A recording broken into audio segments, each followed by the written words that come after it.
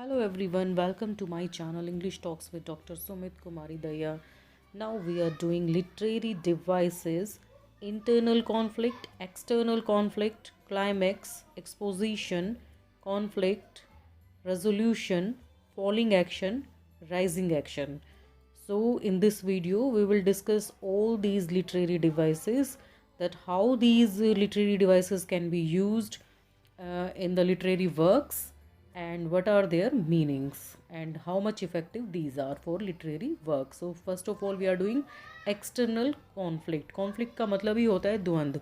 External मतलब बाहरी. External conflict exists when a character struggles against some outside force such as another character, nature, society और fate. तो external conflict कब होता है, बाहरी द्वंद्व कब होता है, जब एक कैरेक्टर स्ट्रगल करता है बाहर की फोर्सेस के साथ, जैसे कि दूसरा कोई कैरेक्टर हो गया, नेचर है, सोसाइटी है या फेट है. For example man versus man and man versus nature. Man का मैन के साथ और मैन का नेचर के साथ. तो अब देखते हैं इंटरनल कॉन्फ्लिक्ट. ये एक्सटर्नल कॉन्फ्लिक्ट के अपोजिट है, ये अंतर्द्वंद इसको बोलते हैं हम, जो अंदर ही चलता है किसी के भी. तो वो होता है internal conflict. Internal conflict exists within the mind of a character who is torn between different courses of action. तो जो अंतर्द्वंद होता है, इंटरनल कॉन्फ्लिक्ट जो होता है, वो किसी के भी अपने ही दिमाग में चलता है, किसी भी एक कैरेक्टर के. और वो जो क्या करता है कि वो मतलब कि जो डिफरेंट कोर्सेज ऑफ एक्शन रहते हैं किसी भी एक इंसान के, तो वो उसके मन में या दिमाग में ये चलेगा कि मैंने ये ठीक किया है कि नहीं किया है. द्वंद्व चलता रहेगा फुल टाइम. तो इसको हम कह सकते हैं कि मैन वर्सेस हिमसेल्फ और her self.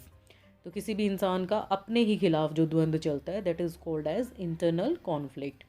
So next literary term we are discussing now is resolution. जैसे हम न्यू ईयर्स पर भी करते हैं रेजोल्यूशंस बहुत सारे. तो देखते हैं रेजोल्यूशन क्या होता है. The resolution is the part of the plot that concludes the following action by revealing और suggesting the outcome of the conflict. तो रेजोल्यूशन जो है प्लॉट का, कथानक का एक ऐसा भाग होता है जो कंक्लूजन लेके आता है फॉलोइंग एक्शन का.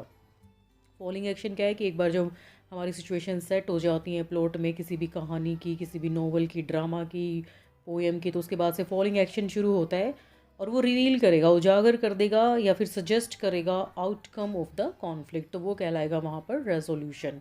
सो resolution is the part of the plot that concludes the following action by revealing और suggesting the outcome of the conflict. मतलब जो जितना भी द्वंद्व हुआ है और उस एक बार सिचुएशन अच्छे से खड़ी हो गई है और उसके बाद से फिर क्या है, कहानी में फॉलोइंग एक्शन शुरू हो जाते हैं, एक्शंस का जो है आउटकम आना शुरू हो जाता है, तो वो कहलाएगा रेजोल्यूशन.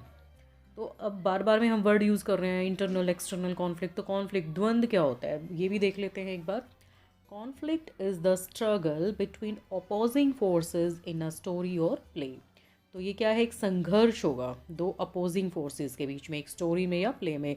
जैसे कि प्रोटागोनिस्ट और एंटागोनिस्ट के बीच में होगा. प्रोटागोनिस्ट और एंटागोनिस्ट टर्म्स हमने इससे पहले वाली वीडियो में जो है डिस्कस की थी. तो protagonist main character of the story होता है और एंटागोनिस्ट होता है opposing force to the protagonist. तो उन दोनों के बीच में जो स्ट्रगल चल रहा होगा अपोजिंग फोर्सेस के बीच में, एक स्टोरी या प्ले के बीच में, उसको बोलेंगे conflict. There are two types of conflict that exist in literature. तो दो तरह के होते हैं कॉन्फ्लिक्ट जो लिटरेचर में एग्जिस्ट करते हैं, जो हमने अभी किए हैं. And that are internal conflict and the external conflict. तो एक अंतर्द्वंद हर किसी के मन में या दिमाग में चलता ही रहता है फुल टाइम, कि मैंने ये जो एक्शन किया ठीक किया कि नहीं किया. वो एंटागोनिस्ट के दिमाग में भी चल सकता है, प्रोटागोनिस्ट के दिमाग में भी. और एक होता है एक्सटर्नल, जो दूसरी बाहरी फोर्सेस के साथ हमारा होता है.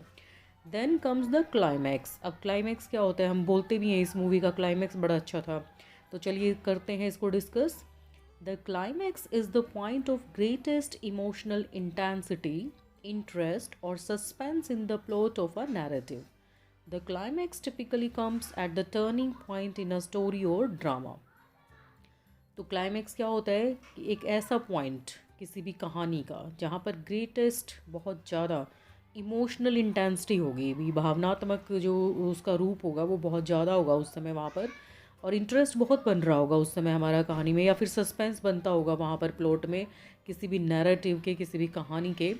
तो वो होता है climax. The climax typically comes at the turning point in a story और ड्रामा. और किसी भी स्टोरी में, ड्रामा में, नोवेल में, पोएम में, जो क्लाइमैक्स होता है उसको अगर टिपिकली हम बोलें तो वो उस स्टोरी का टर्निंग पॉइंट होगा कि वहाँ से बहुत बदलाव आ जाएगा कहानी के अंदर, तो उसको हम बोलेंगे क्लाइमैक्स। तो हम कई बार मूवीज़ में भी बोलते हैं कि पहले तो बड़ी ना डल चल रही थी स्टोरी मूवी में, और फिर एकदम से क्लाइमैक्स आया तो हमें वो बड़ी इंटरेस्टिंग सी लगने लगी।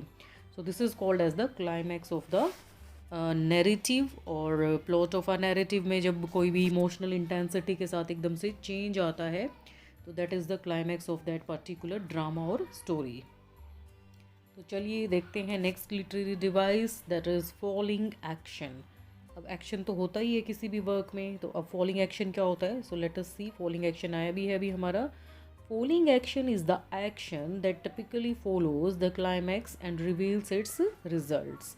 तो क्लाइमैक्स के बाद से जो एक्शन होगा, कोई भी जो उसमें इवेंट्स होंगे क्लाइमैक्स के बाद से, जो भी टर्निंग पॉइंट होगा स्टोरी का, उसके बाद से जो एक्शन आएंगे वो टिपिकली क्या करते हैं? वो क्लाइमैक्स को फॉलो करते हैं। फॉलिंग एक्शन क्लाइमैक्स को ही फॉलो करता है, और वो क्या करता है कि टर्निंग पॉइंट के जो है रिजल्ट्स हमें शो करेगा, उसके रिजल्ट्स को रिवील करेगा, रिजल्ट्स को उजागर करेगा, तो उसको बोलेंगे हम फॉलिंग एक्शन। तो इसकी पहचान यही होगी कि किसी भी ड्रामा या नैरेटिव में जब भी टर्निंग पॉइंट आएगा, क्लाइमैक्स आएगा, उसके बाद का जो एक्शन होता है और उसका जो रिज़ल्ट शो किया जाता है किसी भी एक्शन के द्वारा, that is called as the falling action.